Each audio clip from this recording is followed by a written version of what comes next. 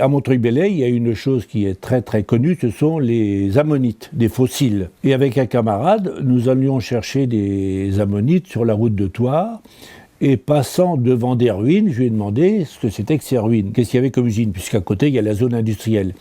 Et là, il m'a dit que ce n'était pas une usine, c'était un camp de concentration pendant la guerre. Montreuil, c'était un camp pour les nomades. Et je me suis aperçu très très vite que c'était le plus grand qu'il y a eu en France. C'était un camp français, non pas un camp allemand. Ils étaient encore là au mois de janvier 1945. Et c'est parce qu'on a eu besoin des bâtiments pour interner des civils allemands que les tziganes ont quitté Montreuil-Bellay. Non pas pour être libérés, mais pour être envoyés à Jargeau et Angoulême dans d'autres camps de concentration.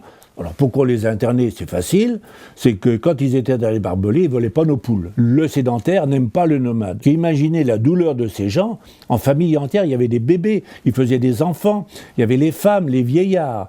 Derrière des barbelés, tout le monde circulait sur la route, puisque c'était la promenade du dimanche des Montreuillais, et eux n'avaient pas le droit de bouger.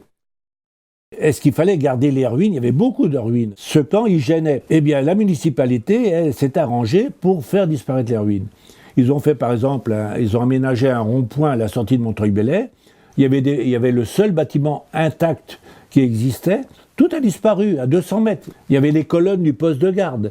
Ils ont élargi la route de 15 cm et tout doucement, tout aurait disparu. Mais la chance qu'on a eue, enfin, est-ce que c'est une chance, c'est que le camp a été classé monument historique. Il reste la prison intacte. Tout le reste a disparu. On a décidé à 5 copains de payer la selle, de payer tous les frais. Et la selle a été inaugurée le 16 janvier 1988. C'est pas la pitié que l'on veut, c'est la reconnaissance, c'est la vérité. Et la vérité n'est pas facile à dire.